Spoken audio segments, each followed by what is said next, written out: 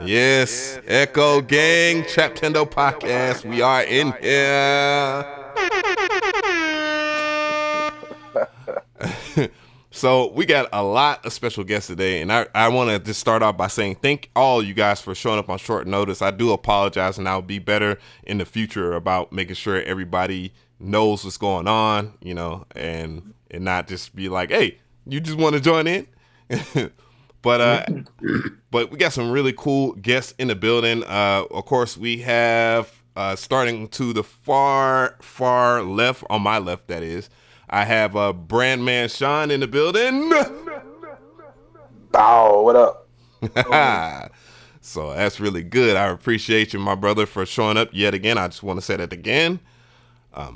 Of course, Mr. Different. He's a special guest. I don't care what any of you guys say.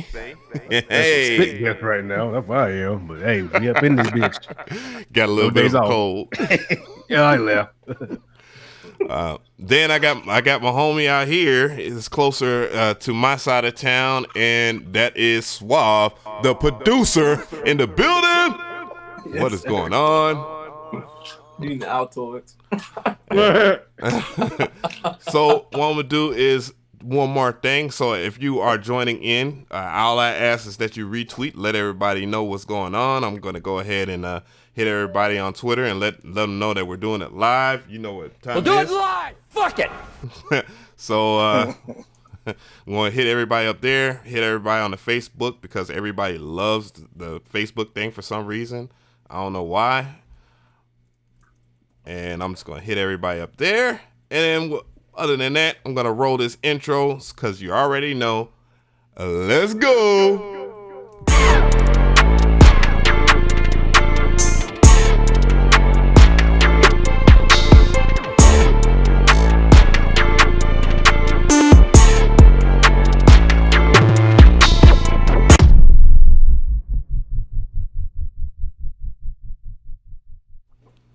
All right, we are back yet again, Traptendo Podcast. This one is called Online Hustle.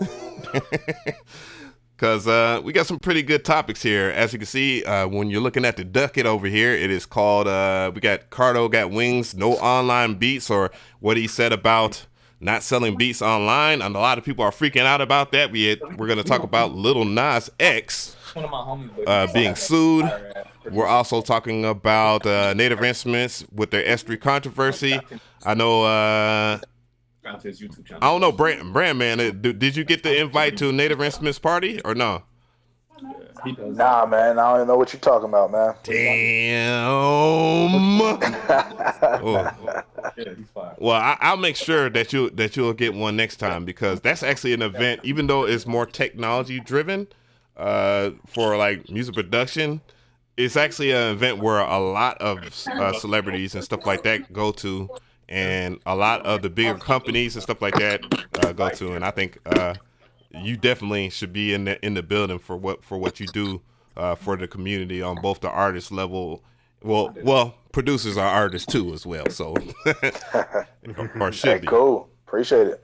Yeah, so but we're gonna go ahead and start off with this clip here. Everybody should be able to hear it. And it's Cardo Got Wings. So basically, we're going to talk about that. And Cardo Got Wings, of course, I'm using the source from Producer Culture. If you want to go and see some of the sources there, will be in the description box. I do appreciate everybody in the chat. Shout out to the chat gang. I see y'all guys. But Cardo Got Wings said on why he stopped selling beats online. Of course, everybody has something to say, but let's hear what he has to say, and we're going to chime in on that. What made you kind of drift away from selling beats online? Man, it just kept on getting hectic. Man, PayPal was taxing, dog. Man, plus, the labels was on my ass when I started getting into the industry shit. Homie was like, hey, if you sell your beat for $25 and you charge another nigga $5,000 for a beat, how you expect me to pay you this versus that? I was like, for real? He's like, dog. They're not going to say, give me $5,000, or you go get $5,000 for this beat, and you on here selling a beat for $25. And your exclusive rights is $200. You hustling us? Like, well, shit. I mean, technically, You know, it's for independent motherfuckers that ain't trying to hear that shit, nigga. You a new nigga. They don't give a fuck who you is. Like, nigga, you better get your act right, get that shit going, or you get rid of that. Like, all right, fuck. But that's the label. You know, homies was telling me this shit. I'm like, bro, like, for real. You know? What made you kind of drift away from? So we're gonna start with Brand Man. I definitely want to hear what Brand Man got to say about what Cardo Got Wings said in that clip. Hot take. Man. No, look, man. I think it's simple economics, man. Like you just realize what else is going on in the marketplace, and everybody chooses what side they want to play on. Like that's how I see it. Like I think somebody like him probably had the ability to do the thing where, look, I'm gonna do this record label thing, but I'm also gonna have my stuff popping under an anonymous name or something like that. I think he could have probably did something like that. But yeah, man, look, that's just the reality of everybody is finessing and hustling and upselling. You know. Yeah, I actually didn't think about that too. An anonymous name to sell your tracks. Put your memory from your computer in it. Like that actually is a good idea.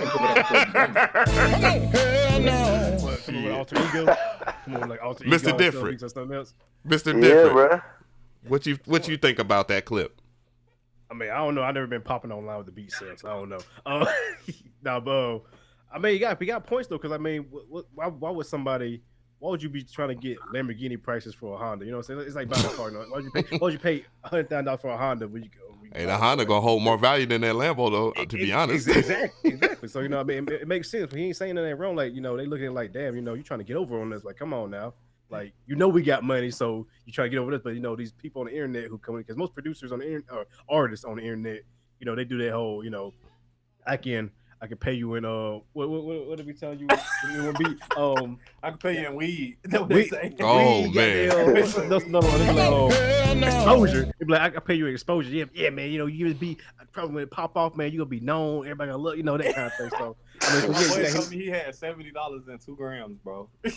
Hey, in some cases that might be a good deal. Splice got a loop with a drum pad.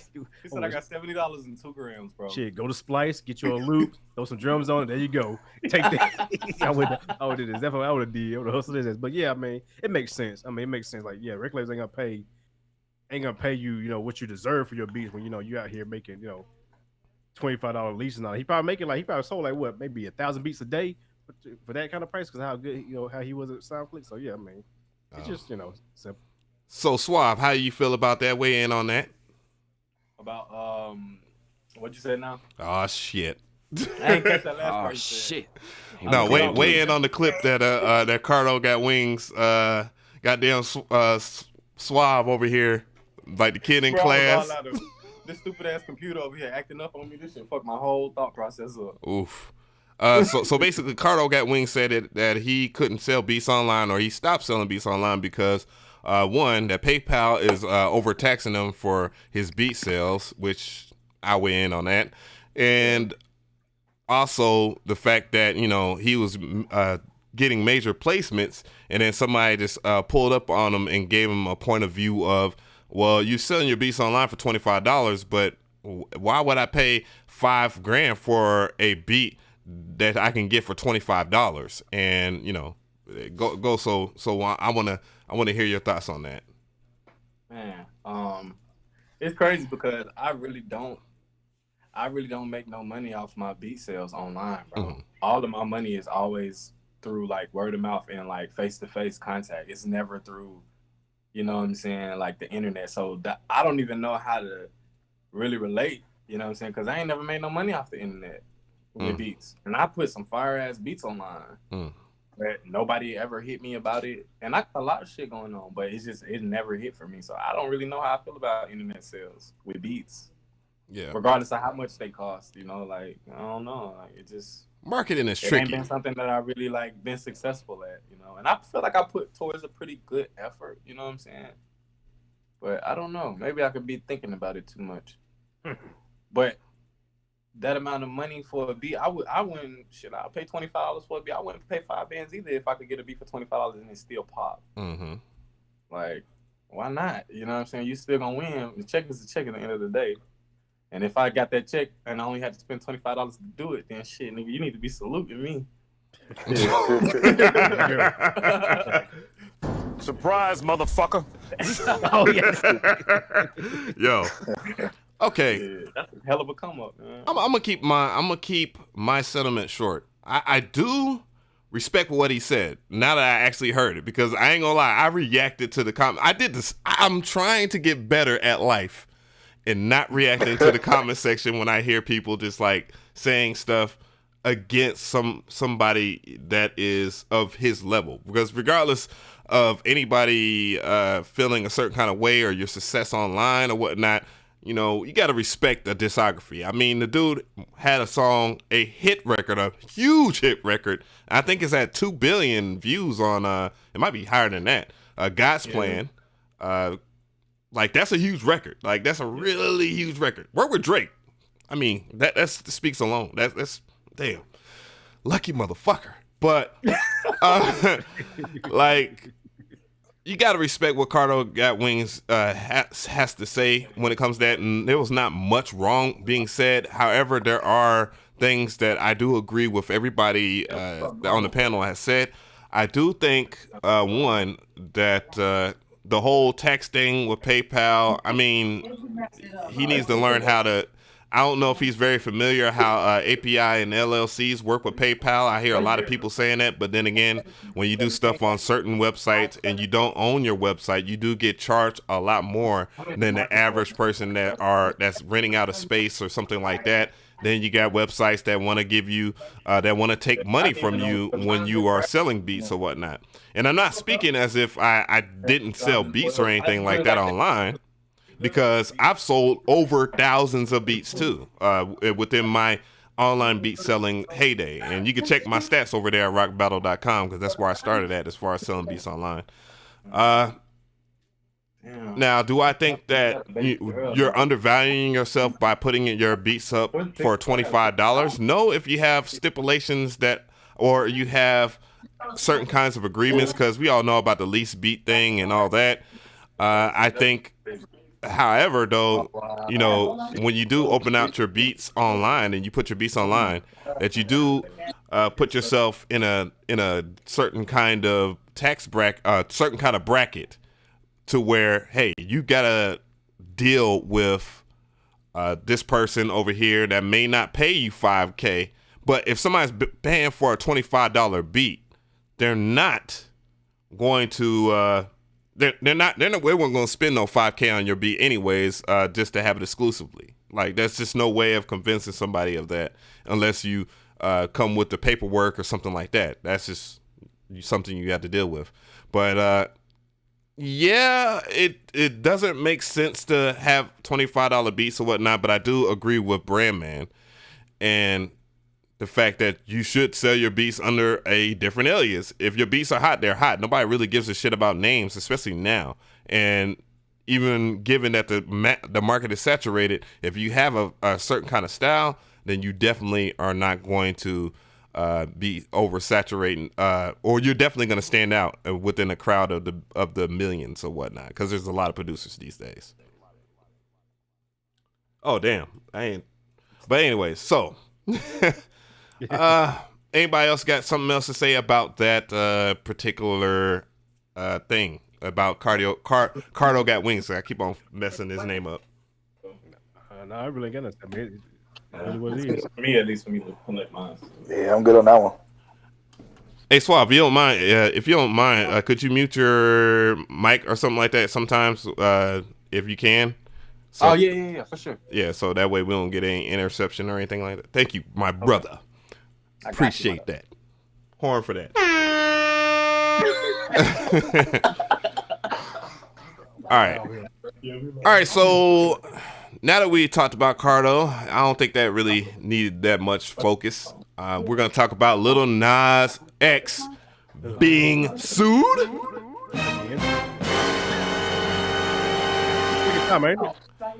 So this is I'm a little late on this, but I don't really care about hot takes so much. Sometimes, even with YouTube, it's important to you to jump on certain things.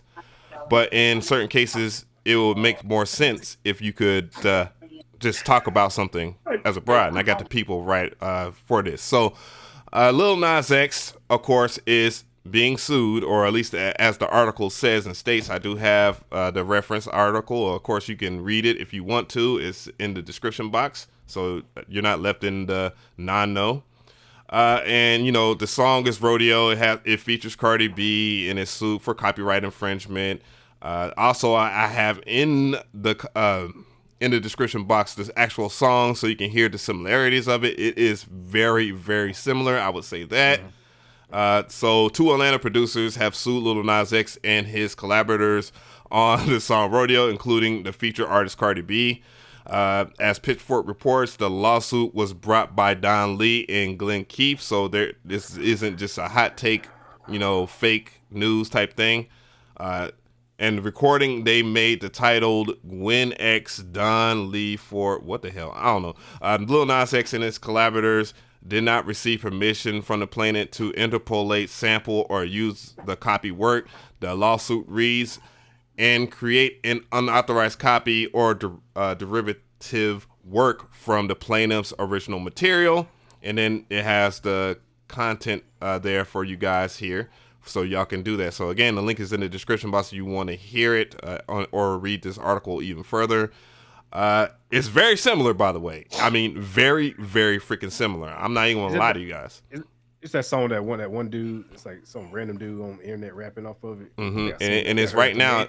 And right now, it's holding a record amount of dislikes.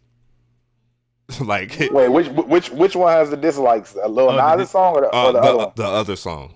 Yeah, the other song, of course. You know, because everyone be like, oh, I think I seen some of the comments. It was like, you would never been popping if it wasn't for Lil Nas X, and you know us playing. You just try to get clout. Like, it's weird. It's very weird. So I'm gonna start again with Brandman, because I definitely want to hear basically like your hot take on it or your thoughts on it so far. Yeah, I mean, well, that kind of stuff is always crazy. Where one, obviously, if he wasn't popping, the song people wouldn't have known that he took the song. I get why, you know, if the beat is actually taken, right, allegedly. Right. But that part is so interesting that, like, fans are so weird, man. People are so weird these days. You telling me that everybody's coming back at this dude? So hold up, did the dude drop his track after Lil Nas X Rodeo dropped, or it was out there already? From 2017. Good Lord. Oh my God, 2 years ago. Shit. Yeah. Coming out forever ago. People are weird, man, to even going back to his comments and things like that. But it does ring true to one of the facts that, look, people are going to have a bias towards whatever they experience first, not what releases first. It's crazy. I mean, I think it's really crazy because of the fact that, one, you see that it's the change that, like, to me, people are respecting. It's kind of like Tekashi 6ix9ine in a sense. Like, that's exactly what it is. Like the whole people are people are weird. People are weird today. That's what I mean. 100% factual. I don't get it. I don't get this generation. And it's not necessary. Let me not even round it up to Generation XYZ. Well, Generation X is me anyway, so Z. To, like, my kids. I'm gonna say a lot. Like, I don't know. I don't get it. I'm gonna ask. I don't know. Is there anything else you want to add to that? No, I'm thinking, man. I might come back to that. I'm trying to process. Mr. Different. My whole thing, I'm sitting here laughing at, because the funny thing is, people are hating on the artist, right? Right. People are going back hating on the artist stuff, but it's the producer who's suing. Like, it's the producer who made the beat, not the artist. So this artist who made a song, who really bought the beat, liked the beat, made a song, you know, off, you know, he had an idea, did it. Now he's getting hate for no reason because the producer, it pretty much fucked it up for him. So now this artist is not gonna look down upon. And I think it's stupid because, man, at this point, Lil Nas X needs to stop getting no sample beats. Starts to get no beats that are sample. He need to find somebody who could compose 100% their own ideas, because he's getting taken too many. I mean, he really take no L's because, I mean, he got money. I think. Well, the way the industry is, by all these lawsuits, my thing is, it's like, what is original now? Because hell, you can't even base something off of a basic scale anymore and not get sued. We saw that with freaking, what's her name, Katy Perry. Like, really? Like, it's based off of a simple chord progression. And oh, well, that's my track. Prove it. Were you in the studio when it was being created? Well, people need to stop getting inspired by everybody else's stuff and just trying to copy it word for word. I mean, it's hard. It's a hard thing to say, but it's sad that this artist is now gonna get an ass of hate for nothing. You know, that's the hard thing. I know I know as producers, you know, we rag on artists a lot. We all know we the cheap artists, the broke art. We all rag on them a lot. We all been through there, you know, whatever. But it's sad to see an artist who really ain't did nothing is getting hate for no reason because of a producer this time. So it's like, you know, it's sad, man. Like, just stop sampling Lil Nas. I get sample beats. Goddamn. Goddamn, stop. I'm waiting on what 2 months from now. Like, oh, Lil Nas gets sued for this. You know, I'm waiting for that. This album cover, this music video. It's working in his favor. It's working in his favor. Because he's getting his publicity for him. He's getting more sales, getting more streams. Because now people gonna be like, wait a minute, let me go check out his song to go back for. He's getting extra streams now. Because people are gonna be going back and forth to make the check. So I mean, it's he's getting money regardless. I mean, it's helping, but it's just sad. Swab, how you feel? Can you hear me? Unmute yourself and get back to it. This fucking computer. Damn. Producer life. Producer struggles. What was the question again? Okay. So basically, Lil Nas X is getting sued, and he's getting sued from a producer. And not only is that producer suing Lil Nas X and the producer of Rodeo, he's suing Cardi B, which is somebody that has a lot of money, and she appeared on it. And basically, the song, which is there's a link in the description box for everybody. I'm just letting everybody know that you should hear the original song first, and then listen to Rodeo. It is by far an obvious bite of the record, and I have a theory on that. But how do you feel about that? How you feel about, you know, what I just covered right there, Suave? Well, I mean, hey, Nas X, man, he's damn. I mean, he bit, and he definitely got caught. Then, nigga, you got to pay up, bro. You got to pay up, man. You at least something. You can't just run off with it and think you in the clear. You know what I'm saying? You gotta show up, pay homage. Well, to be honest, you know, it's not even about him paying up, because that probably won't happen because lawyers, and he has representation. They've already been through this before, but it's quite obvious. It's quite obvious. Man, that's crazy. Up, I would just pay up, bro. Like, because then if you just pay up, bro, then you ain't got to deal with no bullshit. I would just pay up, bro. You know what I'm saying? Yeah. My name will be clear. I ain't never got to worry about people trying to like say, "Oh, he did it." He like, nah, that nigga paid that shit, bro. Fuck it. He paid. You know what I'm saying? Brandman, what was you gonna say? Nah, I was just thinking about that. The fact that's crazy, because when you think about how Lil Nas X really built and put out material, so much of it is like pop culture inspired, meme inspired. That was just what he had been doing before. So literally, his inspiration is always gonna be like Andy Warhol, right? It's like, oh, this is really a Campbell soup, but I just added some colors to it, right? That's where so much of the stuff that he did really is. It's just reworks of other stuff. But I guess once you popping, that's when it starts to matter. You know what I mean? You goddamn right. People like, whoa.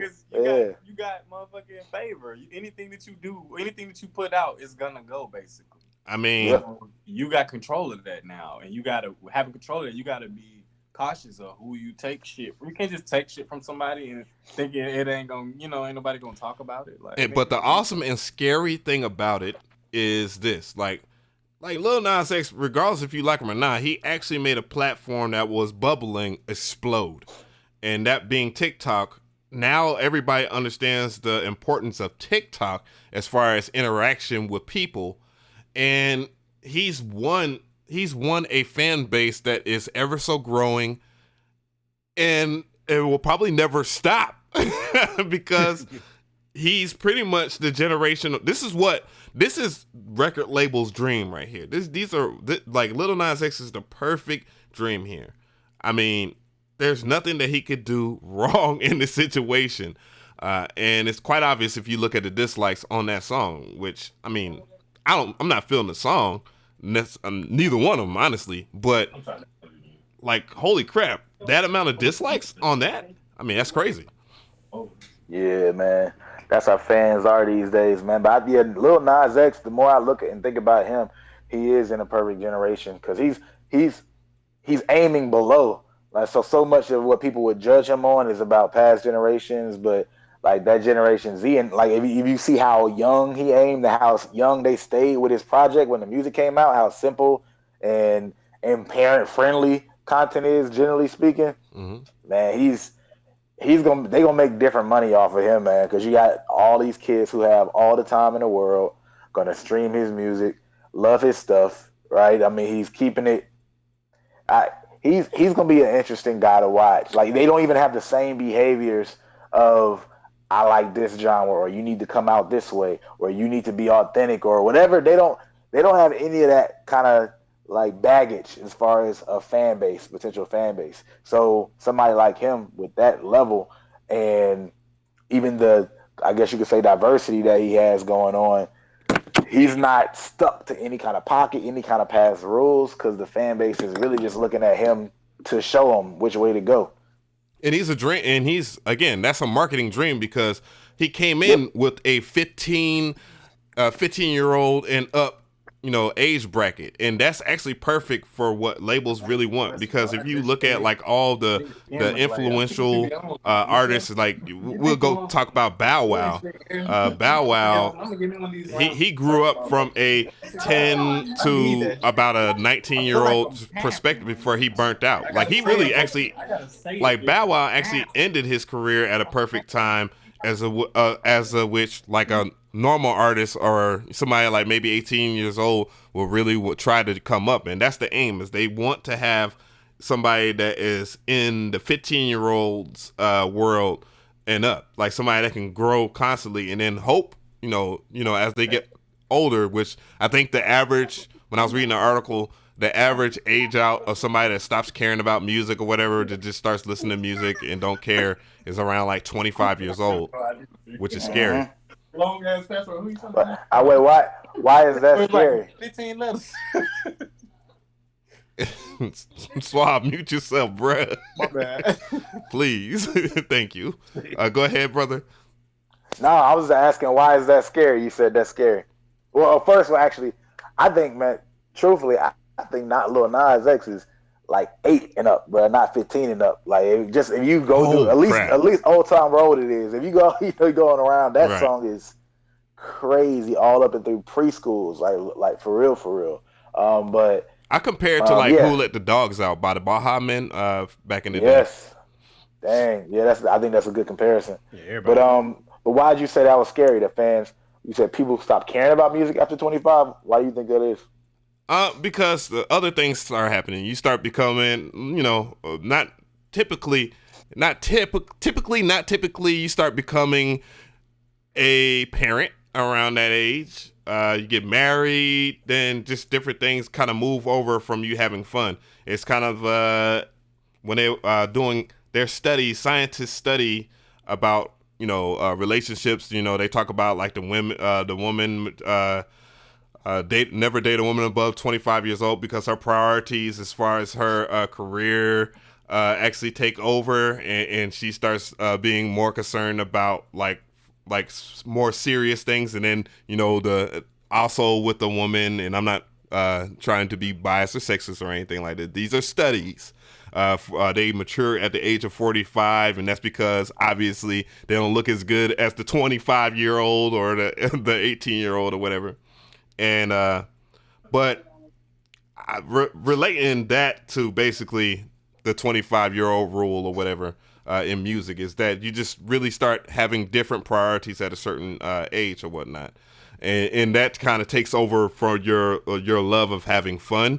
Though I'm not saying that somebody 25 years old and above doesn't have fun still. It's just that the 8-year-old's gonna more likely dance to it and have fun and be more excited about it. It's easier to influence them because they don't have anything that's already tainting their direction as far as marketing goes. You know what I'm saying? Got you. Yeah, I figured as much. Just wanted to hear your thoughts on it. Yeah. Oh yeah. I've definitely thought about marketing music and stuff like that from a huge perspective. Not on your level, but just just like it's important that a lot of people know that too. Like the younger your audience is, the better. I mean, it's obvious proof out there, and of why things like Nickelodeon, Disney, and all that stuff. And as you see, Disney's main goal, which they have already achieved with buying Fox, is having all ages of entertainment. Yeah. But them kids, they got all the time in the world to watch and listen again and again and again. And they're still in that mode where they just want to hear it again and again. You be like, bruh, cut that off. Oh You man, played it 100 times already. I can't even think of how my parents reacted to something like a matter of fact, when I was talking to Lil Diaz in person about him mixing Who Let the Dogs Out by the Baja Man, he's like, man, he thought his career was over with. I was like, bruh, when I was at my age, when I heard that song, my brain exploded because I was excited. It's like on every commercial, every show, it was in all kind of movies. I mean, that was the song. Everything. Yeah. Man.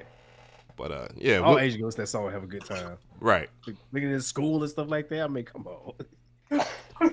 All right, so let's go ahead and move on from here. And Bruh, my bad, but I just randomly thought. Okay, go ahead. If they want to bring that song back, they need to put that shit on TikTok right now, man. And kids will they will go crazy on that. It's a perfect song to TikTok. Oh too. yeah, Who Let the Lil Diaz? I know you watch. Holla at Steve, bruh. Make that happen. Get an extra one. But holla at me. Oh, hey Lou. Brad Man said, hey, holla. There you go. But yeah, that's damn, that is true. That is very true. God. And then remix. Oh my God.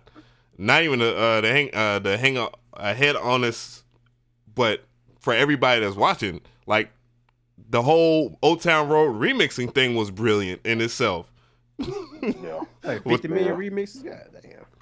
Yeah, and it all counted towards that exact one same song. They treat them the same as far as streams go.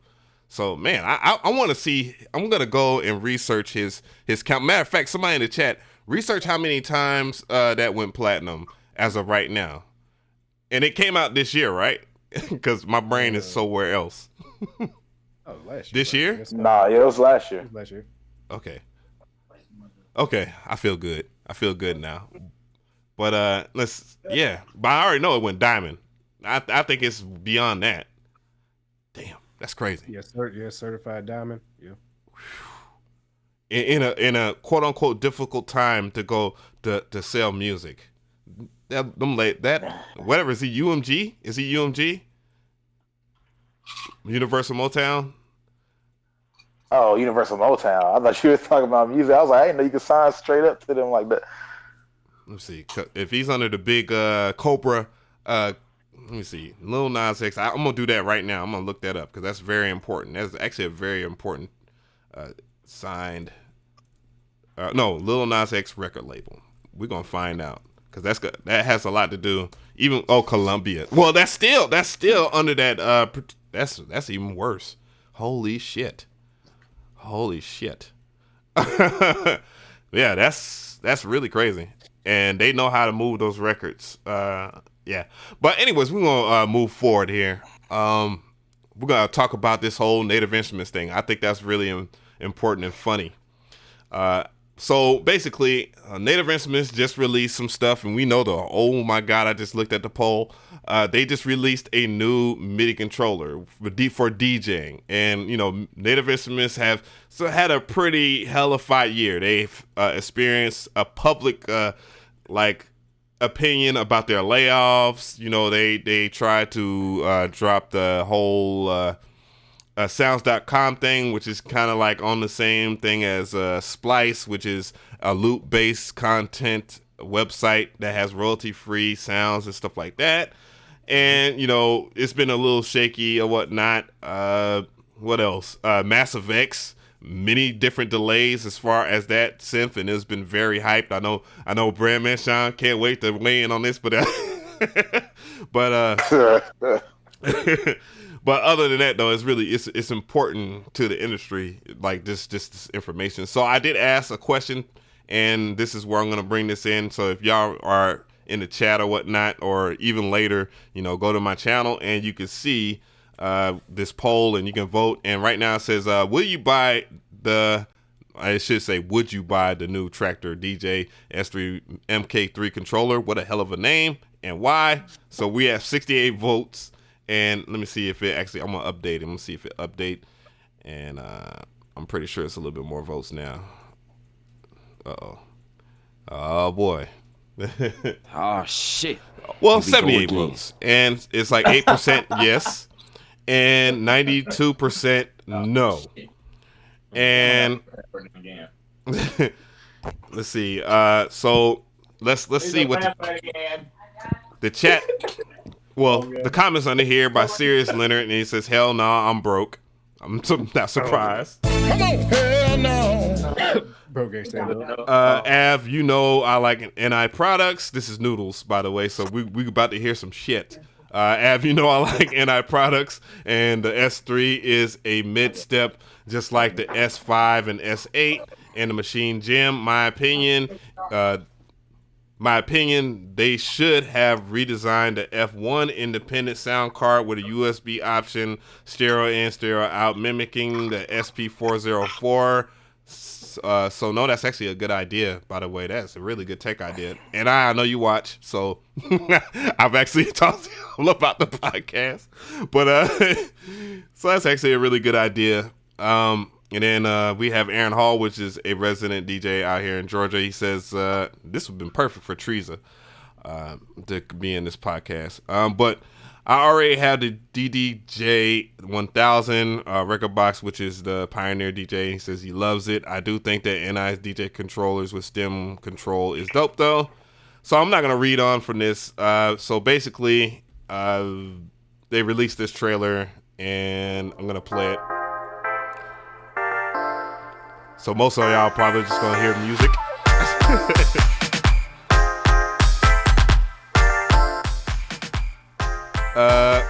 My instant thoughts about it, I wasn't really into the music, to be honest.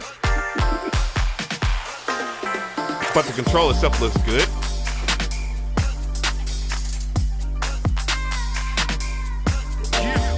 And it's basically a mid-tier controller, which if you are starting a business, you gotta consider basically a couple of things. One, that you have people that are going to buy stuff that are going to be cheap because they may like a product but they want to have access to it. So that's the S2, and I have that. Then you got and then you have a mid. Then you're supposed to have a mid-tier line to where it has some of the cheap stuff from the cheap equipment, and then it has some of the higher end stuff from the higher end equipment. Then you have, of course, the big rich people stuff where you have a certain kind of people that can afford it, because some people just can't afford it, the most expensive stuff. And it's really important that you do have that. So again, I'm going to start. Matter of fact, I'm going to start a little different. I'm going to let Brandman breathe for a second here. And and I'm gonna start with Suave. So Suave has got his mic. Suave. So how do you feel about DJ controllers and them releasing it? Because it's a lot of controversy behind it. About DJ controllers? Mm-hmm. This particular one, let me fill you in. So the S3, it just came out by Native Instruments. It's a mid-tier step of a controller. The controller itself they have 3 different controllers now, and one is the cheap one, which is the S2, which is for entry-level beginner DJs, and it has a nicer, sleek look to it, and it's very simplified so that people can learn how to DJ. That's the basic way to design it. They actually pass the bar as far as I'm concerned with that one. Then they got the mid-tier, which is a little bit of the low tier, and then the high tier, and people are upset about that, and I guess rightfully or wrongfully so. We'll find out. And then they had the high tier stuff with the S4, which has the rotary jog wheel and the extra lights and all this extra stuff. So Your thoughts as far as MIDI controllers go for DJing, as far as that release. I think that MIDI controllers for DJing is actually kind of dope, bro, because then you can kind of connect with the crowd a little more. You don't really got to be behind the DJ booth, you know, the entire time. Kind of like how, what's that other little thing the Sound Oracle be using? The little, Oh, you talking about the new Mark? He wouldn't even tell people about that shit either. Yeah, I asked him 3 or 4 that, times. bro. New Like, Mark Orbit. That's so fire, bro. Like, that's next level to me. Like, nigga, that's entertainment that, you know, people they're not on that right now. So if that's what you want right now, I feel like you kind of ahead of your time, you know, with entertainment wise. You know, like you really can satisfy the crowd in a whole different, you know, like it's in a whole different scale now. You ain't even got to be behind the turntables, bro. That's like having a mic. That's like the equivalent. Yeah, we're talking about the new Mark Orbit. Yeah, it's just pretty good for just doing. I know some of the complexities of it.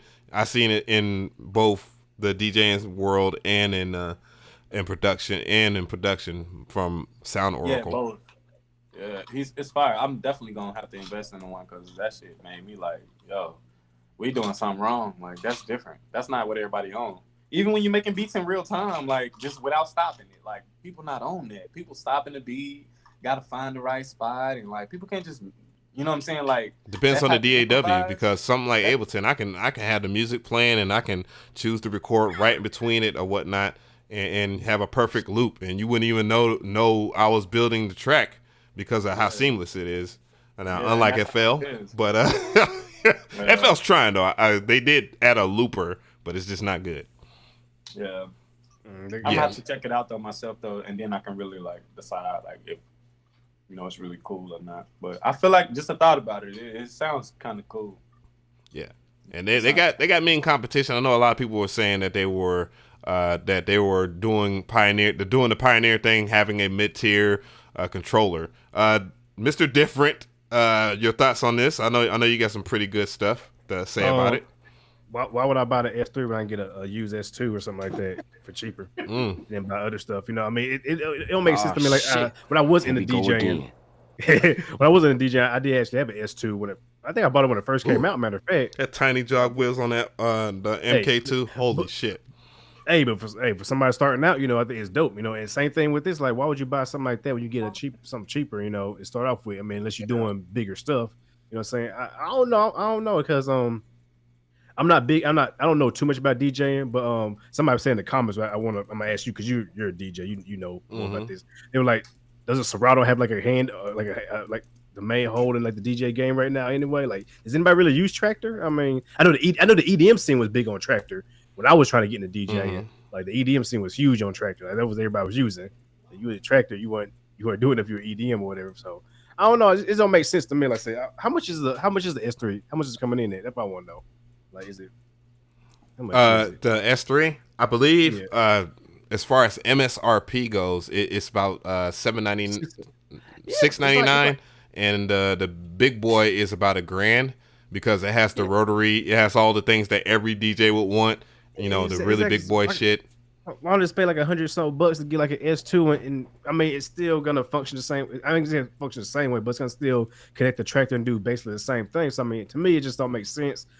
I mean, you see, you need to have a lower brand thing, or you need to have a higher brand thing, or something like that. You know what I'm saying? Like, I don't know. Like, it don't make sense to me. I see why people are getting upset about it because it's in a weird spot. Like, you know, like a lot of people don't. It's like for studio monitors, you got your 5-inch, then you got like the in between, like the 6. You got like 8-inch. Why would you go? Well, they have a purpose for studio monitors being certain sizes because you have different rooms and stuff like that. The same thing, but you know, usually people gonna get either their smaller room and get this 5-inch, they're in bigger room and get the 8-inch. Why would you go in between? It's like just either get it where you know they upgrade to later, or get it to where just in case you get to a bigger room or something like that. You know what I'm saying? So yeah, I think that's what everybody's beef was about. That is that it released and it's like why, and y'all have other products that y'all could tend to and refresh. Yeah, they get that machine right, get that machine software right. Worry about that.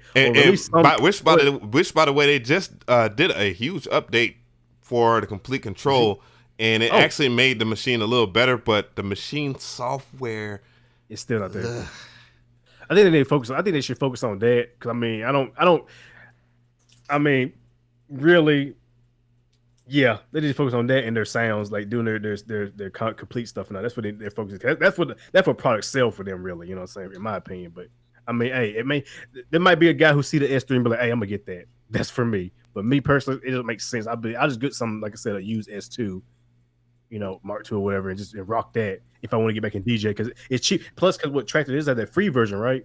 Right. They just had that free. Yeah. So I mean.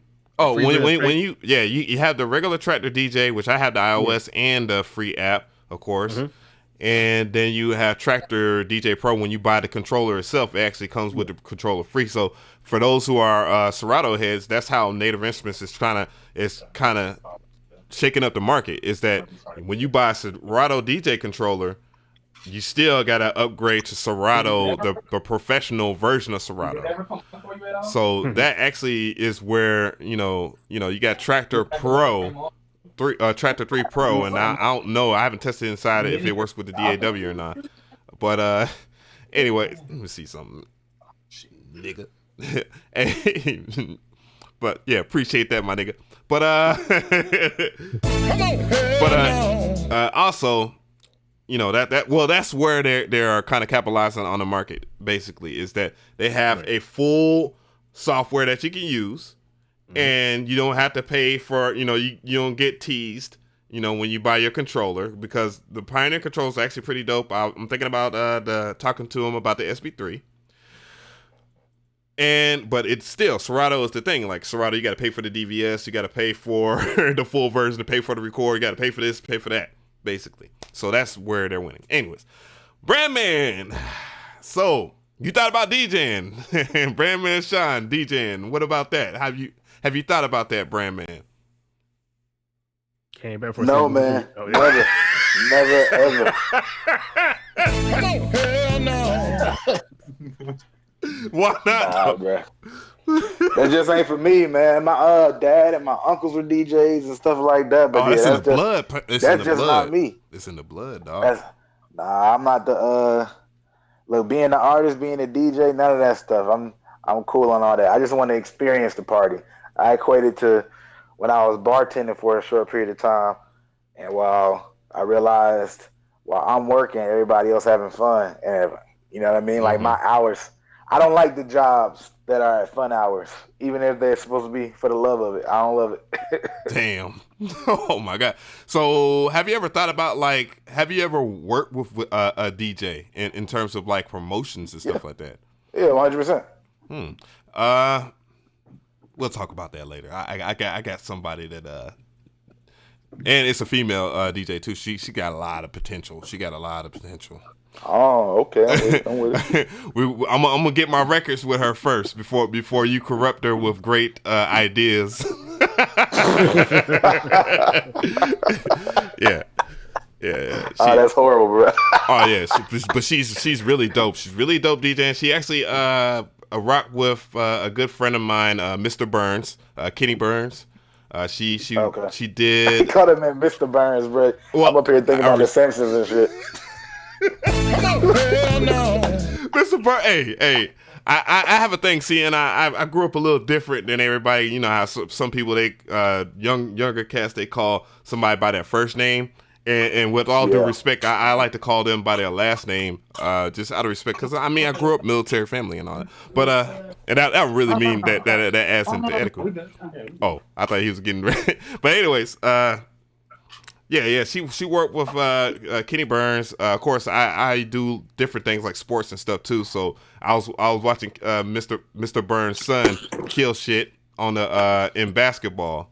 Over there at my old high school or whatnot, and and I knew nothing about him, and that's not out of disrespect, but when we talked about Jay-Z, man, I need to actually have him on the podcast too. He would do it too, and goddamn, but we was talking about like Jay-Z and like his growth as an artist to a marketing genius, and not only that, an investor, and a lot of people. Some people were kind of like just disrespecting Jay-Z, and they didn't realize that, Kenny Burns actually, that's his homie. You know what I'm saying? But I actually met Jay-Z briefly But he's a really dope dude. Like, and he plays zero games when it comes to business, zero. But no bias. I'm pretty sure I might get downvotes for that because people feel a certain kind of way about Jay-Z, but I don't give a damn. No. So, Everybody got an opinion. Right. But yeah, that's all about native instruments I wanted to talk about as far as their, it's funny that they had that controversy. A lot of people in the comment sections were very upset. Matter of fact, they're at 196 likes and 107 dislikes. And this is a 1 minute video. A 1 minute video. Damn. And Noodles was he was talking about native instruments right here. He said the S3 is pointless. Whoever it is in marketing needs to be fired. You guys keep trying to make low tier, mid, advanced sections of all products.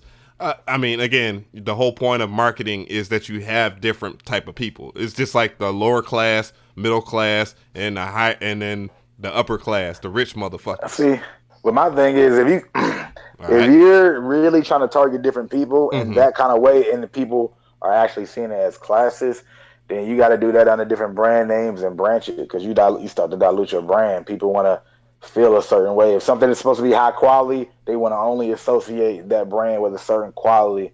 That's why you don't see like a whole bunch of lower tier Apple phones. I knew you was gonna say that. I knew you was gonna say that. Shit. I knew, but you don't got that allure towards Droid. May I get in between that? Specific Droid phone? Okay, maybe. Maybe yeah, talk about Apple better, stuff bro. though.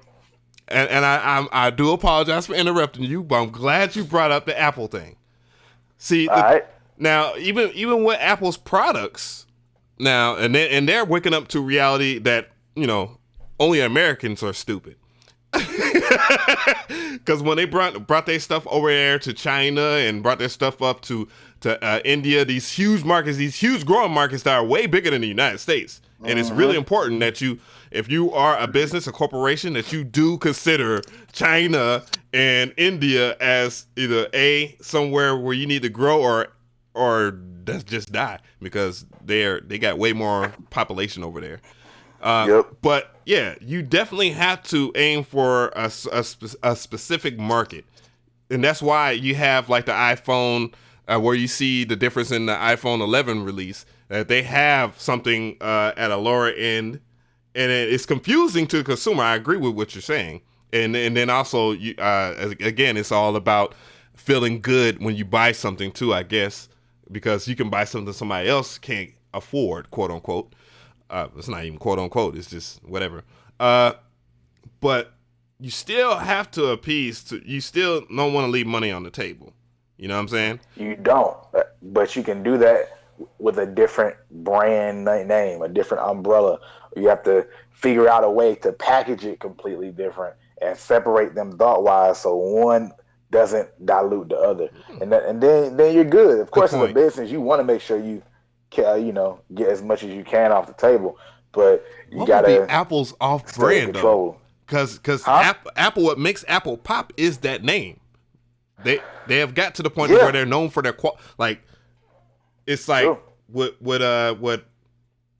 Busy Work Beast was saying about branding and trust. Their trust is the fact that their brand is known for having good quality, basically, right? Yep. And that should be everybody's brand, by the way. It shouldn't. Oh, I know. It's arguable. We ain't gonna do that because I don't want my dislikes to look like that dude's video. Hell no. But still, though, you have to. Yeah, and that's the thing. That's where the end game comes in. It's like, if you do make this off-brand name, it's like, how do you reestablish yourself for what you already earned the trust of in your main brand? You know what I'm saying? I know there's companies, and I can't think of it right now, because I know you had the Samsung that no. If we look at the car world, you got Acura, Honda, right? Yeah. Mm-hmm. And there's a tier, or Lexus, Toyota. Yeah, Lexus, Toyota, right? But it's like every car can relate. Yeah, you're right. Same thing. Yeah. So, but all the same cars. Y'all the same cars. Technically, just added features. It's possible. It's true. I do agree, and I can't disagree, because there's no fault in what you say. It's actually brilliant. But yeah, it just takes time to invest in building that new brand. But of course, they got the money to do it if they really, really wanted to. Yeah. But it's just easier to always just extend your current brand, which is great short term. You get that check, but long term, that dilutes the brand. So typically, doing that is the beginning of the end for a lot of brands. Mm-hmm. Absolutely, and that's where kind of where Native Instruments stands. Even people are comparing Native Instruments, ironically, to Apple. Like they're saying, well, y'all are too into making your stuff look shiny and nice, but you're not improving it dramatically. And Native Instruments' actual response is probably the next best thing that they should do is one, I guess, would open up the floor and just look at some of the comments, because again, Noodles does have a point.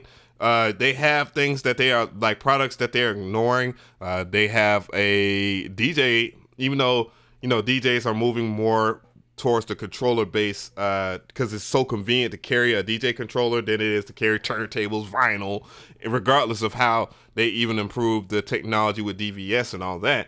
But they have a mixer that's really good, but they haven't did another update on it. I'm sure that they just said, nah, if people are going to buy, they're going to buy. And they might not even do anything for it.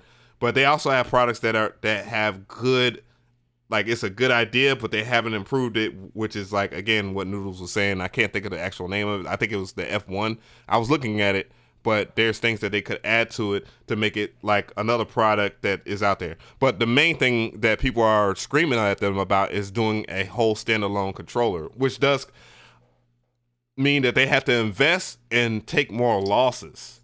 And it's like, do you play it safe or do you take those losses? Like, what would Apple do? What would Steve Jobs do? Take a chance. I mean, innovate, With MIDI? With the Native Instrument situation?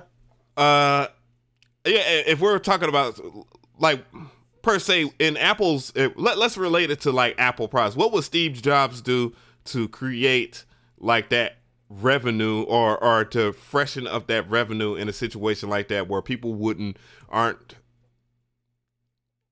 don't want to buy like a certain iPhone or something like that? Or we can definitely relate it to like Native Instruments, but what would be the thing that you would think would make someone concentrate on making a newer product?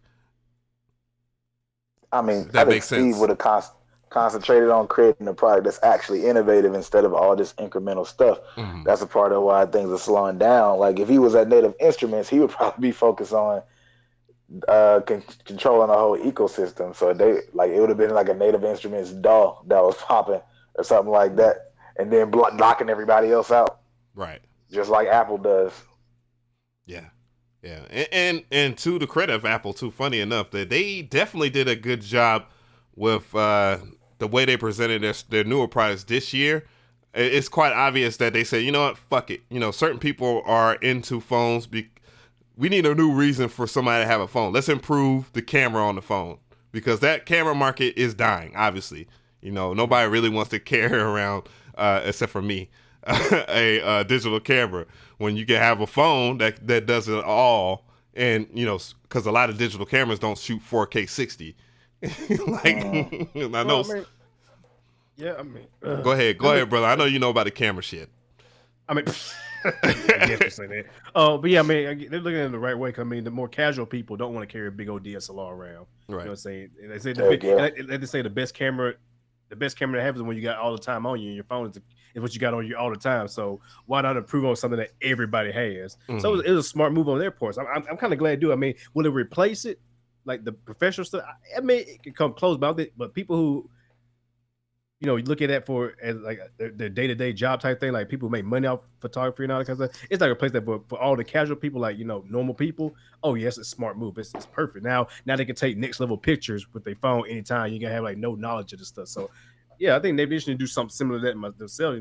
Really figure out what's going on and like really give the customers what they want instead of just give what they think people want. Like like an S3 controller. Yeah, I think Native Instruments definitely could look at Native Instruments should definitely take a piece. Should look at how Apple revitalized themselves recently, because even with the iPad, like it was starting to become no purpose of having an iPad until like the iPad Pro 11. Huh? Right. What did you say? Brad? I was just agreeing with you. The iPad is the most pointless device in the world. Yeah, and I halfway agree, and the only reason why I halfway agree is because the iPad now, given that they made the improvements to their OS, which was a big issue, because why would you use an iPad over your laptop, or why would you consider that over just buying a MacBook when they're close in price? And now they opened up the iPad to where now you have touchscreen, and then if you do have the iPad, hey, you can kind of cross-grade it in between like your MacBook and have Catalina or what's called Sidecar, and you can use like certain apps inside of there and draw on there. And that's the other thing too. They focus on more of like the animation and drawing market too as well. Like they saw that hell, the iPad is like, who wants to carry this big shit around when their iPhone is already good? They can make calls from it. Then they thought of adding what? They added phones, like a service to the iPad. There's no laptop that you can walk around with wirelessly unless you carry like an extra device, a wireless router, or whatever the thing is called.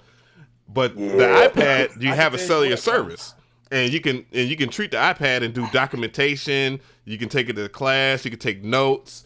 Again, you can do your artwork on there. You can video edit on there now. You can, I mean, it's pretty reliable. So they refreshed the iPad into not going out of existence, and actually could do some really cool stuff with production too. Yeah, But I don't know, man. I hope Angry Birds is the same. Hey, bro, when it comes to the iPad, man, really, I think what we just seen is a mature market where at the beginning it was a cool device, but of course it didn't have any core utility for the consumer over a long tail. But at the end of the day, I think there's a lot of utility for it in corporations and things like that. You know, how people, hey, I'm giving you all these iPads so y'all can sign up for this real quick, or you're at a checkout or the kiosk. Oh boy, do I love signing checks on my iPad. Right, like there's things like that businesses can get a lot of value out of it still. So I think there's that, and then like schools, right, with the kids, the younger age kids and things like that. There's a lot of value there, but to the general core consumer, I don't know, man. I think iPad don't do nothing but ruin relationships because homie forgot that it's connected to the phone.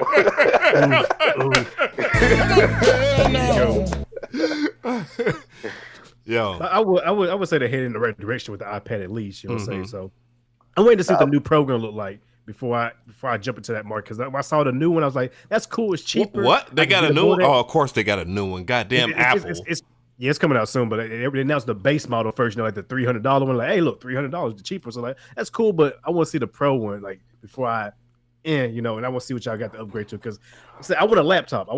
But then it gets like, hey, I can buy iPad Pro, right? It's good enough and have like because I mostly work desktop wise, but be on the go to do a little couple of things. Yeah, and the fault of the iPad, anyways, again, just like Accurate Beast was saying like a few months ago, he's like, it's called the iPad Pro, but it's not pro enough. Where's the pro apps now? See, but that direction actually speaks to what I said. Like all the things that y'all are talking about, I can do this, I can do that, and then the pro, that's leaning towards utility though. Like people who are actually trying to get specific stuff done, as opposed to the general consumer. Even the iPhone, the biggest advancement you just noted was the camera and just focusing on that. But when we think about the general consumer, we have to remember that a huge part of a lot of the rebranding and focus that Apple went through after it like went down, Steve came back and they pushed forward, was the creatives market and that creative space, which is why you see so many creatives use that.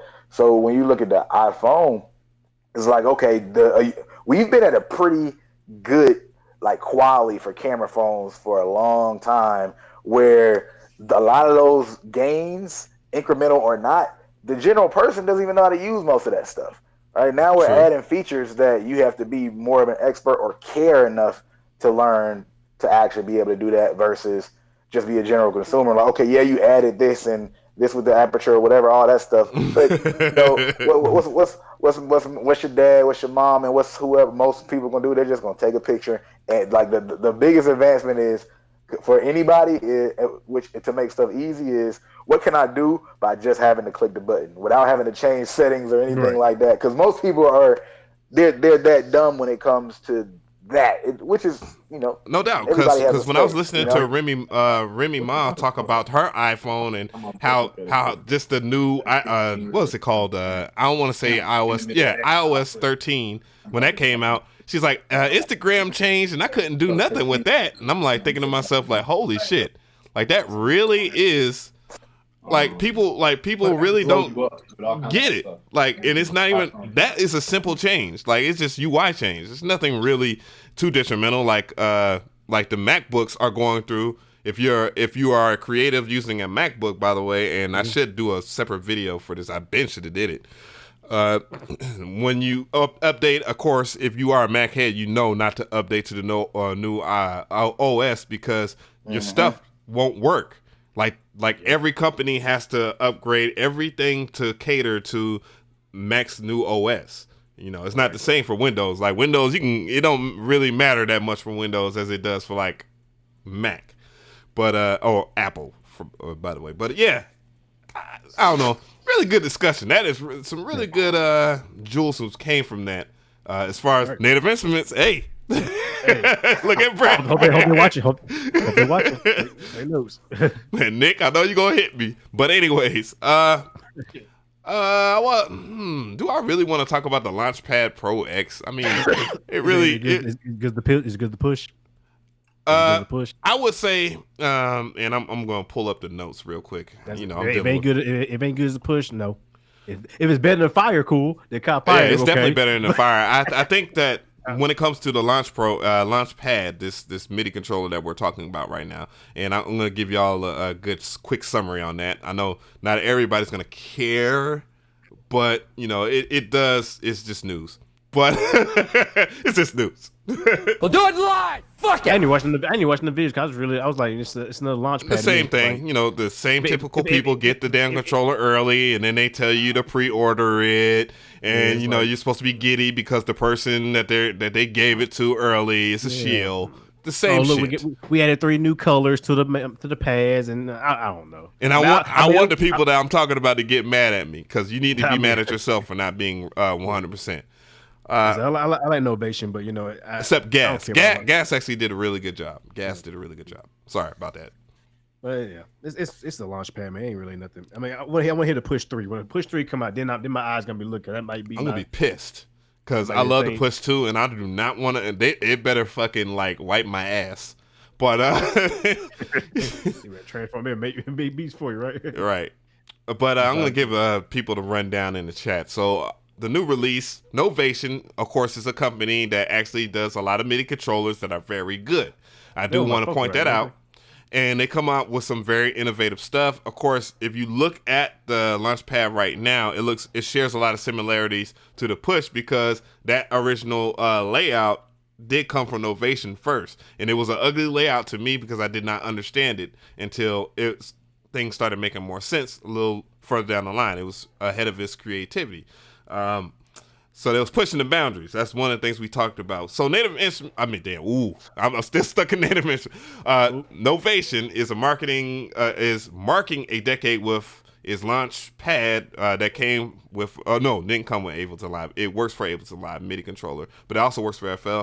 With the launch of the 2 models, the Launchpad X and revised the Launchpad Mini, both of these offer a sleek, low profile design and come with enhanced feature sets. Damn, my reading just went out the window. But anyway, so, you know, just a quick summary or whatnot. They didn't throw away like their other Launchpads. They still had the Launchpad Pro, you know, and, you know, that has all of the features. And they have the Launchpad Mini, which is going to be the cheapest one that doesn't have every features. And then they have the Launchpad X, which is the mid-tier product, basically. But has some new bells and whistles about it. I'm not sure if the software update that they did or the firmware update actually changed a little bit with that. But anyways, I guess Brandman had to bounce. But yeah, appreciate you, Brandman. But anyway, so I'm gonna start with Mr. Different. So again, you said if it isn't as good as the push, then no. It ain't good as the push, and no point. I mean, like I think it's cool. Like if you say you already got a push, and I guess you want to add on some more buttons, you're trying to expand. I think it's a good idea, I guess. But like I said, if you really want something like that, the push right now is going down in price, ain't it? Especially on the used market, I know. So I mean, I think it's smart because also it's not standalone, but you got a screen and all that built into it. The launch pad is basically just a push with no screen and no knobs, no faders, no. It's it's everything you want the push to. It's everything. It's the push, but with not a lot of features. So I don't know. I don't see the point of. But I mean, there is a thing for it because I see a lot of people who stack them together and have like crazy configurations and all that kind of stuff. I just don't know. It's cool. I guess if you're what you call able to use it, I mean, you can get it behind it. It's cheap too. But it definitely works for FL Studio. It definitely works for FL Studio, and there's different ways that you can apply it, and then it also is class compliant, so you can use it again with the iPad. So it's really good in terms of that, and it has built-in scales. You can change the volume and all that stuff. It does everything that the push does. It's just not the push. Well, why not buy a push? I'm saying why not buy a push at that point? But I guess for the entry level people, it's price point. The launch pad. I mean, it's unbeatable. Yeah, like if you're an Ableton user and you're entry level, the launch pad makes sense. Like even the older launch pad, like $100 for a launch pad. I mean, that's a no brainer, right? I mean, it's obviously still spend like $700 for a push.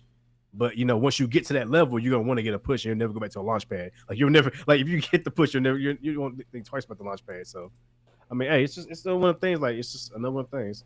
I want to see them go a step beyond what the launch pad can do now. That's what I want to see them add some more features and do something more, a little bit more crazier with it, in my opinion. Suave. What are your thoughts on this? Did you hear the whole breakdown or not? If you need me to break it down for you again, my brother, I will, without a doubt. You gotta unmute your mic. Unmute your mic, brother. Hell no. Give it to me. Oh, Here we go again. Here we go again. So basically, the Launchpad X just came out, and it is a mid-tier of the Launchpad. I know you probably played with a Launchpad before by Novation. Just the whole 64-pad layout or whatnot. It's very awkward looking back in the day, it was very awkward looking, and I wasn't really turned on by that 64 pads layout until I realized of how much you could do with it. But yeah, so this Launchpad X is basically a mid-tier. I think it's like $200, and then they didn't undermine or forget about their Pro. And the Pro version, of course, I believe is $300. I was hoping that it would be like $200, but it doesn't matter. It's still. But anyways, yeah, they have a cheap one too as well. I keep on saying it, but the Mini is $100. So thinking about that, it does add some new features, of course. One of the things I didn't mention is that you can reroute some of the MIDI CC, or actually the actual pad layouts themselves. You can put like volume wherever you want. You can put a sequencer wherever you want. You can also put the drum pad wherever you want, using the pad template grid software that they have provided with it. So it's pretty good for that.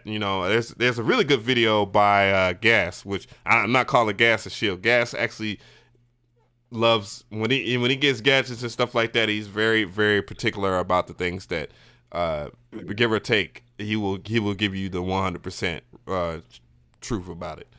It's USB-C too. So that's a smart move. It's a smart move. It said Type B, Type C. So that's smart. It's the new USB type. So that's good. So they moving that forward thinking way. So that's a smart move. I still want them to do more with it, and it's just what it is. I would like to see them add a screen to it, maybe something like that.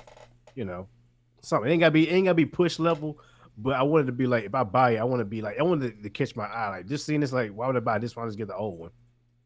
No. Yeah, the Pro is definitely still is the thing. Like the Pro is still definitely the thing because it actually has all the knobs and shit like that. Right. So they got to think of something new to really turn the people. I mean, somebody like me, they got to think of something new. But for people who love the push, I guess it doesn't matter to them. I guess it doesn't matter. They're gonna buy regardless. So Swab, would you rock with that? Yep. Oh my God! Hell no. But yeah, I mean, it's a pretty good product. I mean, I've already said a mouthful talking about the ducket and all that stuff. So let me see. I get a cop fire first if I get that. Stop. Nah, bro. Hell no. Y'all know. And I'm waiting for the Mark II to come out. And yeah, I'm waiting for the Kai Fire to Mark II to come out. Wait for the keyboard to come out. That's what I'm waiting for. When they do the Kai Fire keyboard.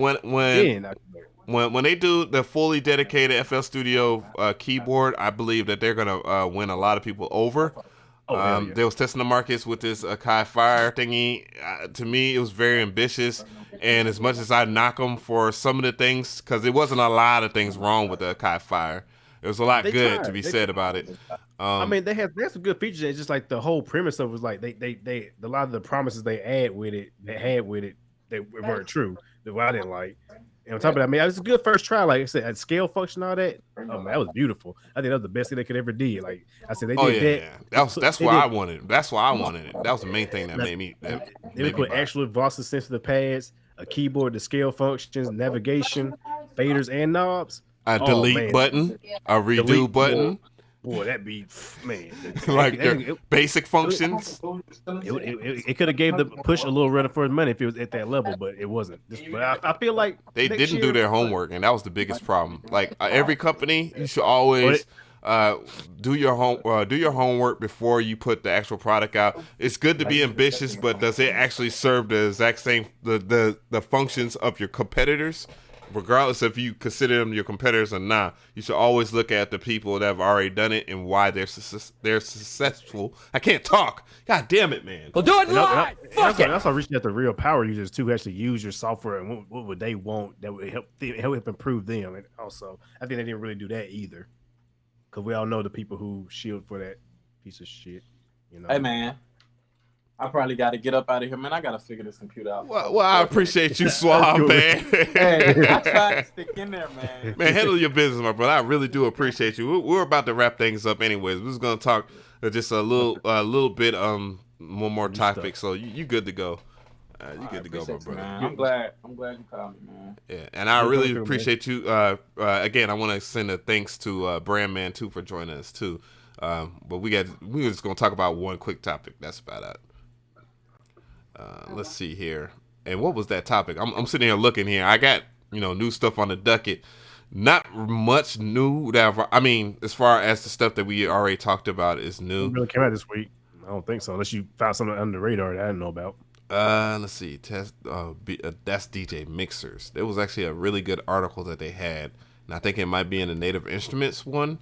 Well, there was the Fractal Bits drum synth for iOS. I think it's pretty good for what it is. Check out that Behringer reference Beethoven as they tease something.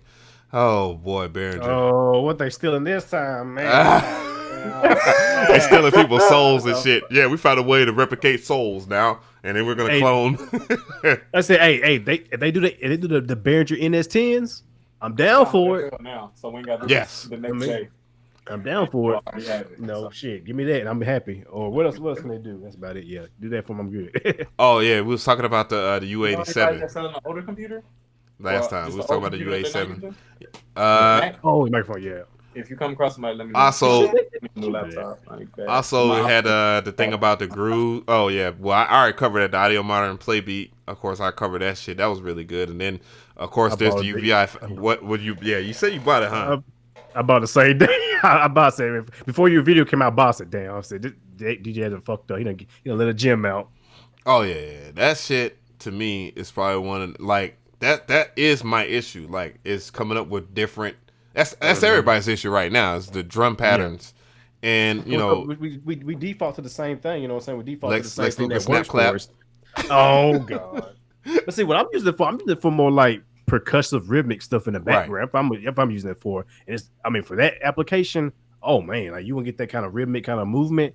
I mean, it's dope for them. So it was a must buy. Once I got that little 10-day demo, I didn't make it 2 days. I bought it. So it's definitely worth it for that type of thing.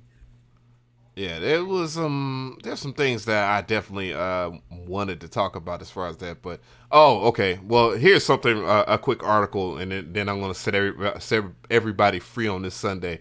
Um, there was when we was talking about DJ controllers or whatnot, there was a lot of people that was putting their input in. Of course, it's a really touchy topic. I know I don't talk about DJ controllers on the channel that often, but I will be doing that and also doing a lot more giveaways as well, because a lot of companies are they're wanting to partner up, and they like the feedback from you guys. So I appreciate everybody for coming to the channel and participating in this recent one with Falcon, because the feedback and the love and the amount of people that entered, it actually shows me that I can do a lot more giveaways. I read one. Just to let y'all know. I'm sorry. I read one. I made like 50 different Don't tell accounts. people I made that. 50.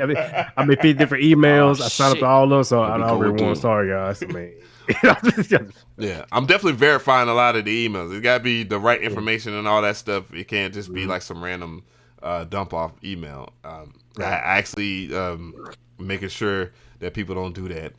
But anyway, so on the topic of that, not gonna ruin the next giveaway or whatnot, but we are gonna talk more about DJ controls on this channel, because being a producer is one thing, or being an artist is one thing, but being a DJ is quite another thing. It's just a different way to have a presence in the industry, and it's also not hard to do. It really isn't.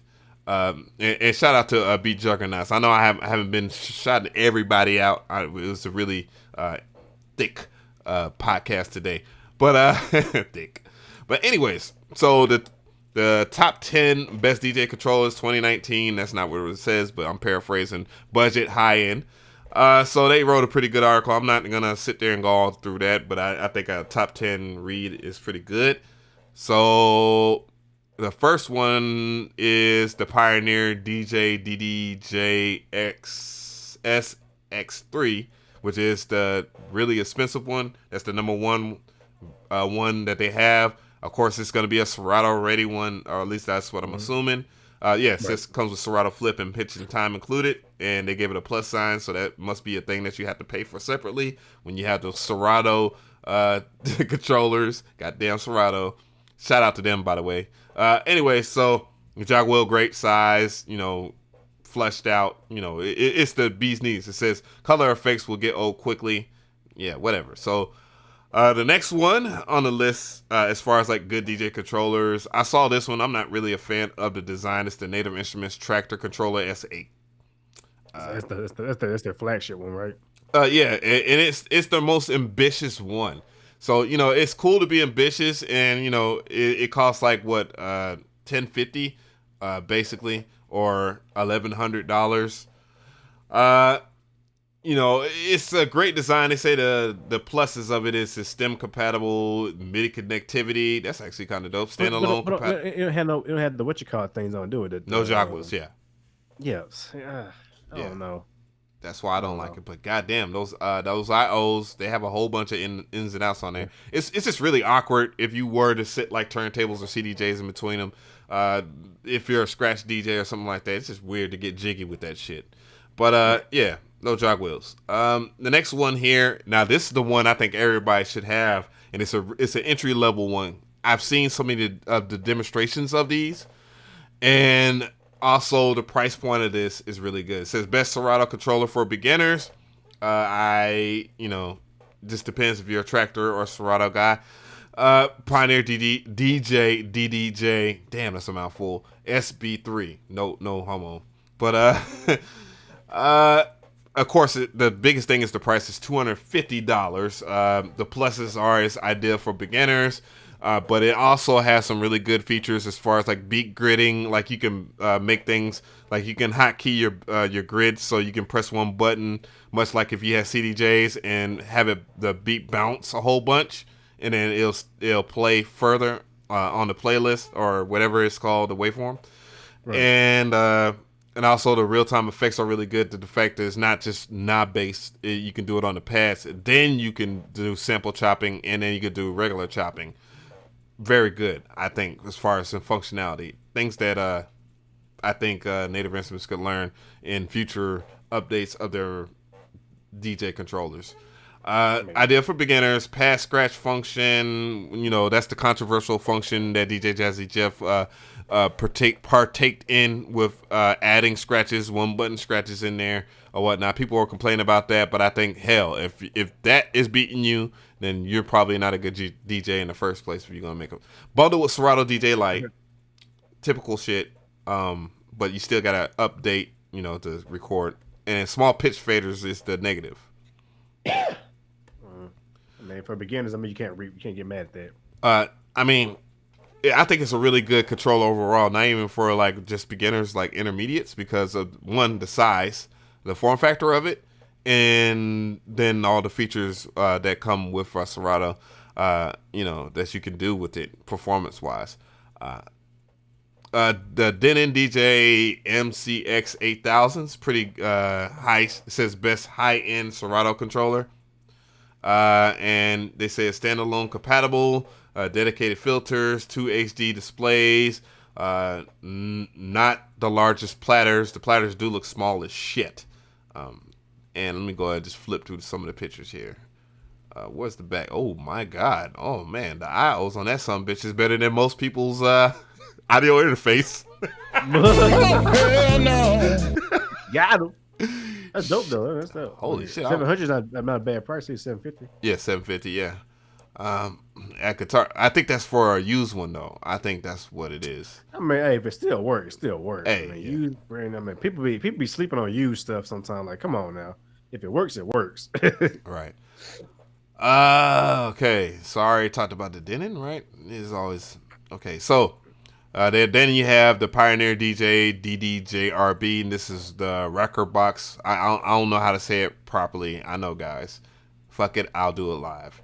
The best budget record box DJ controller. So it's not Serato compatible, but it costs $239.99 on Amazon, or average $250 MSRP.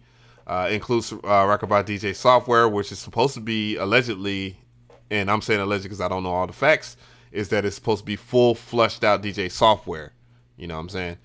Plug it and play, good price, small pitch faders, you know, basically entry level, but still whatever.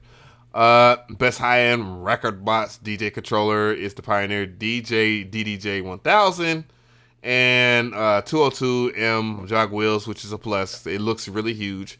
Whoa, $699.99 used at Guitar Center. Holy shit! Which Guitar Center? Goddamn.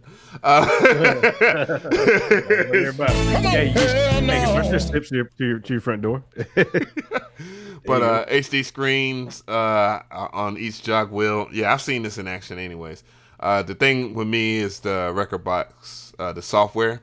It's like, damn, what can you do with it? So I gotta see it in action for me to even consider it.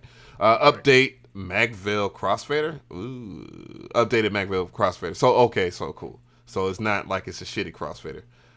Then it says the weaknesses, none. That's actually scary and cool. Number 7, Native Instruments Traktor Control Z1. This is what I think this is what Noodles was talking about. And he was talking about making this into like a SP. No, the one that he was talking about actually has like 16 pads on it. Like, and he was talking about making it standalone like the SP404. Yeah, he's talking about the F1, I think. I used to have one of them too. I had that in the S2. Yeah, and this is just basically something like an add-on, or if you want to use this for like iOS or whatever.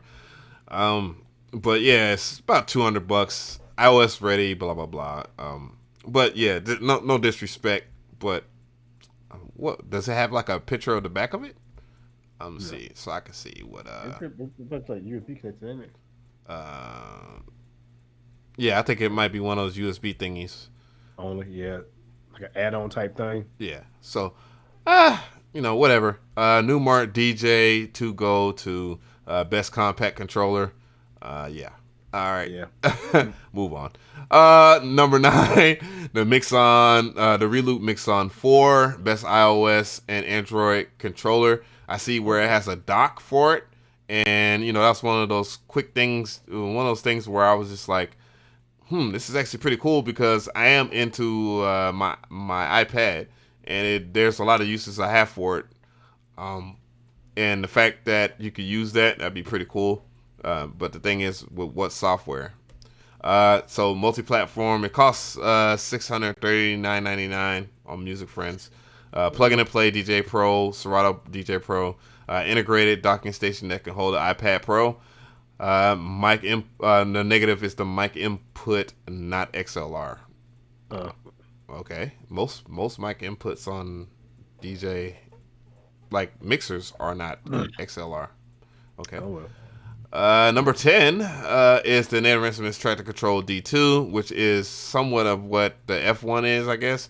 And you know, by design, it looks pretty cool. There's a lot. Again, it is a lot of potential, and it has a hub on it.